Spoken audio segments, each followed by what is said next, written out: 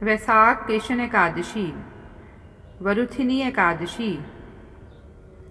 पांडव श्रेष्ठ धर्मराज युधिष्ठिर बोले, हे भगवान, वैशाख मास के कृष्ण पक्ष की एकादशी का क्या नाम है, उसकी विधि क्या है तथा उसके करने से क्या फल प्राप्त होता है, आप विस्तार पूर्वक मुझसे कहिए। श्री कृष्ण बोले, हे राजेश्वर, वैशाख मास के कृष्ण पक्ष की एकादशी का नाम वरुथिनी एकादशी है। यह सौभाग्य को देने वाली व सब पापों को नष्ट कर मोक्ष देने वाली है। इसका व्रत करने से मनुष्य के समस्त पाप नष्ट हो जाते हैं। इसका व्रत महाफलदायक है। इस व्रत को यदि कोई अभागिनी स्त्री करती है तो उसे सौभाग्य मिलता है। वरुथिनी एकादशी के व्रत के प्रभाव से राजा मांधाता स्वर्ग को गए थे। इसी प्रकार धंधुमार आदि भी स्वर्ग गए थे।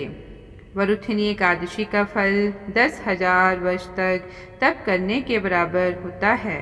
शास्त्रों का लेखा हाथी, घोड़ों, भूमि दान को उत्तम कहता है, लेकिन भूमि से तिल दान, तिल से स्वर्ण दान और स्वर्ण से अन्न दान श्रेष्ठ है। अन्न से, कन्या से वरुथिनी एकादशी का व्रत श्रेष्ठ है। जो फल कुरुक्षेत्र में सूर्य ग्रहण के समय 1 मन स्वर्ण दान करने से प्राप्त होता है, वही फल वरुथिनी एकादशी का व्रत करने से मिलता है। वरुथिनी एकादशी के व्रत को करने से मनुष्य इस लोक में सुख भोगकर अंत में स्वर्ग को प्राप्त करता है। अन्न दान के बराबर कोई दान नहीं है। शास्त्रों ने इसको कन्यादान के बराबर माना है। अन्न दान से देवता, पितर और मनुष्य तीनों तृप्त हो जाते हैं। वरुथिनी एकादशी के व्रत से अन्न दान तथा कन्यादान दोनों के बराबर फल मिलता है। जो मनुष्य लोभ के वश होकर कन्या का धन ले लेते हैं, वे प्रलय काल तक नरक में वास करते हैं या उनको अगले जन्म में बिलाव का जन्म लेना पड़ता है। जो मनुष्य प्रेम एवं धन सहित कन्यादान करते हैं, उनके पुण्य को चित्रगुप्त भी लिखने में असमर्थ हैं। जो मनुष्य इस वरुथिनी एकादशी का व्रत करते हैं, उनको कन्यादान का फल मिलता है। वरुथिनी एकादशी का व्रत करने वाले को दशमी के दिन निम्नलिखित वस्तुओं को त्याग देना चाहिए।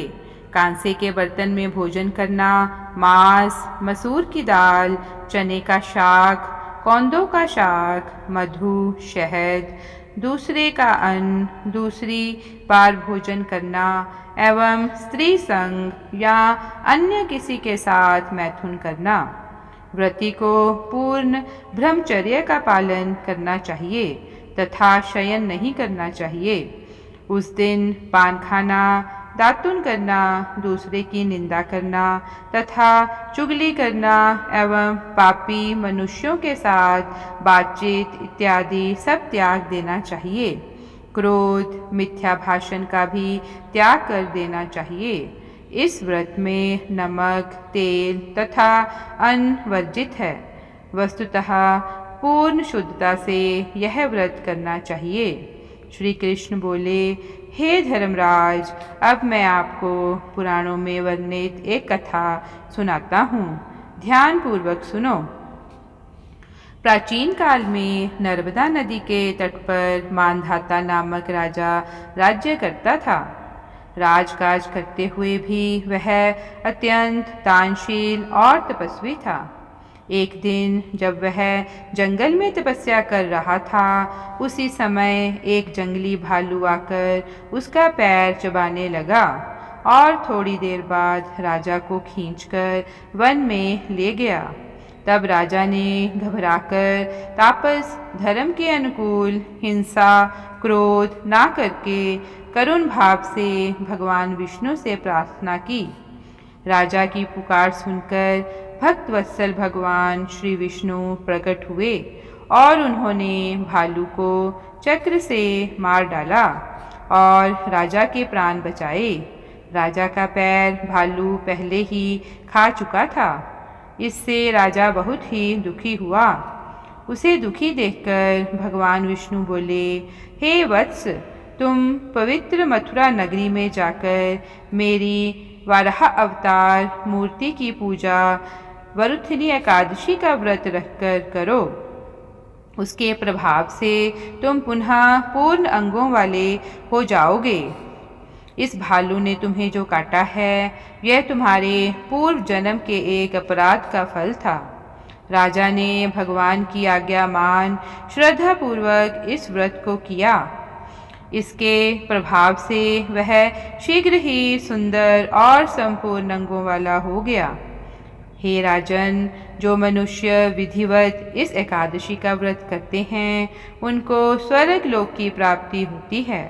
अतः मनुष्य को पापों से डरना चाहिए। इसका विधि पूर्वक व्रत करने वाले से यमराज प्रसन्न होते हैं। इस व्रत के महात्म्य को पढ़ने से 1000 गोदान का फल मिलता है। इसका फल गंगा स्नान के फल से भी अधिक है। जय हरि विष्णु। आशा करते हैं कि आपको एकादशी व्रत कथा अच्छी लगी हो।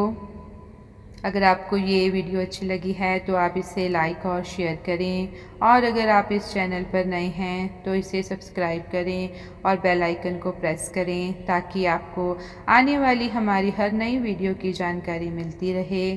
धन्यवाद। जय श्री राम।